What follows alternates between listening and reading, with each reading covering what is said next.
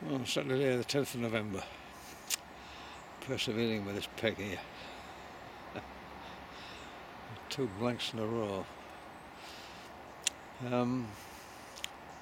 It's still quite warm, 11 degrees coming down here. The water temperature of the river's a little bit lower. After all the rain we've had, it doesn't come up very much at all. Maybe half an inch. That's about it. Anyway, the rods are in, so I'll just settle back and see what comes of it.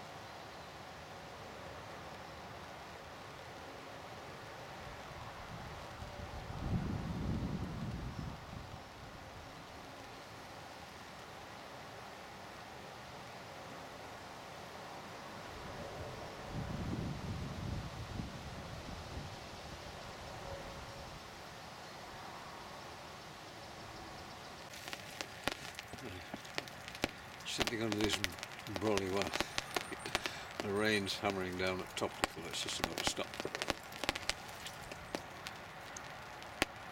I was just looking down the river at that quintessentially British view, the sort of the village church tower and the river and the autumn colours of the willows.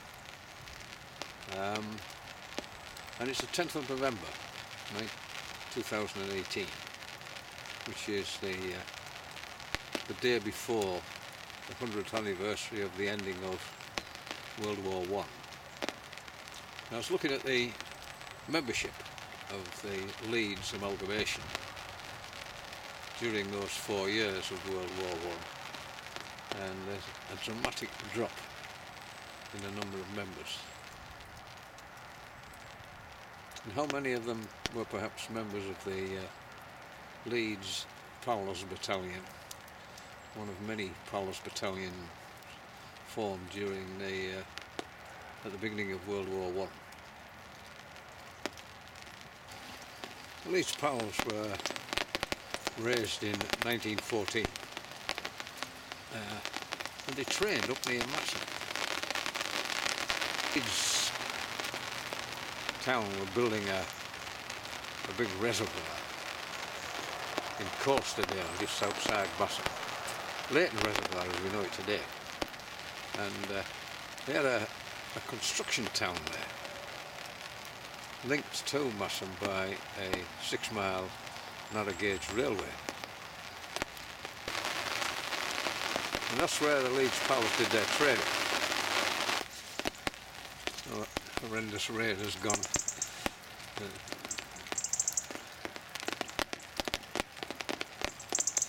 So evidence of this railway and the foundations of this construction site can be seen on Google Earth, and there is there a memorial to the Leeds Prowlers which was put there in 1935 in remembrance of all those who in fact had served there. Anyway, having done their training in 1914, they were shipped to Egypt to guard the Suez Canal. But shortly after that, they were then shipped back to France to fight at the Somme. I'll just read you this little bit, because I can't remember it.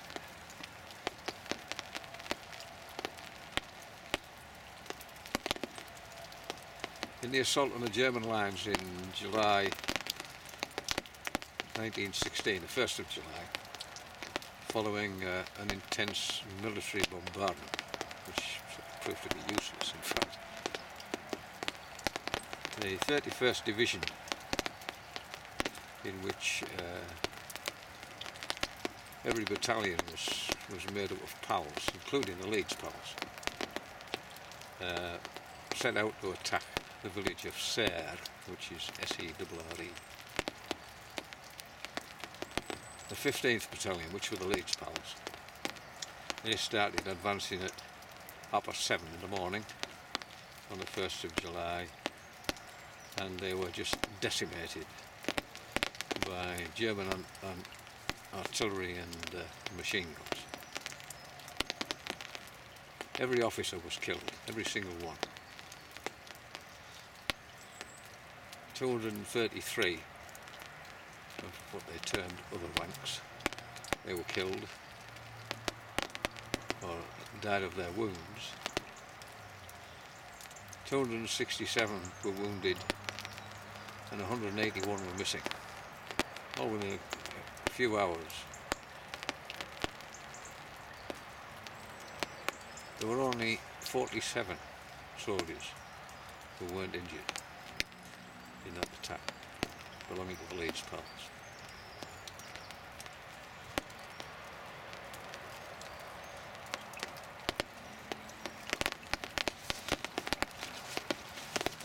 Anyway, more and more young men were recruited, and the battalion was reformed.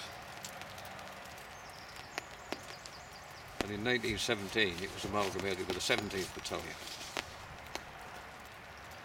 of the former the bigger battalion for the West Yorkshire Regiment. The 3 years they were fighting in the First World War, it cost them 733 were killed, 1,861 were wounded, 776 were missing or taken prisoner. Terrible. So how many of them, I wonder, were fishermen? How many of them, those young lads, who made the ultimate sacrifice, were anglers who sat here on these Yorkshire riverbanks? Paid the ultimate sacrifice so that I could sit here and gaze at this quintessentially English view. So at 11 o'clock tomorrow morning, on the 11th day of the 11th month, if you're sitting on the riverbank,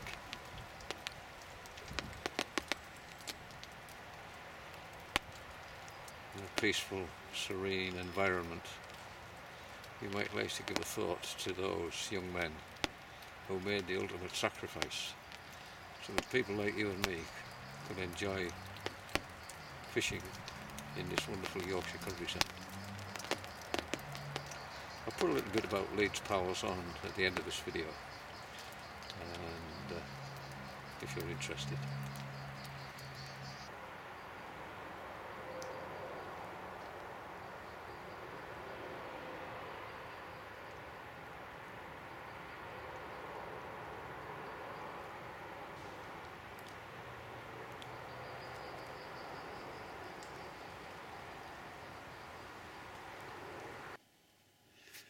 You can see there in 1914, 3,679 members in the Leeds Angling Association. By 1915 it had dropped nearly 1,000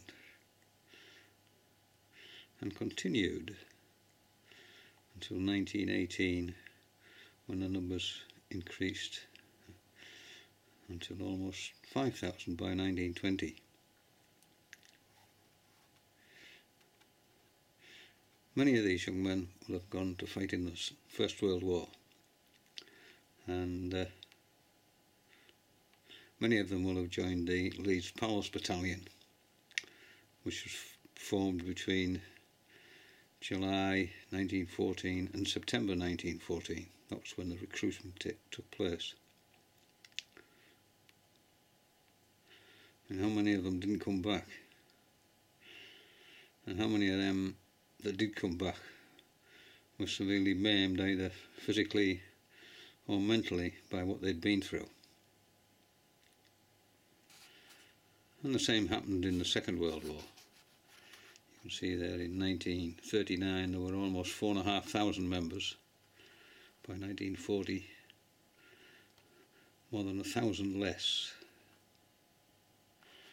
But by 1946, after the war, the numbers had increased to 5,000 and beyond.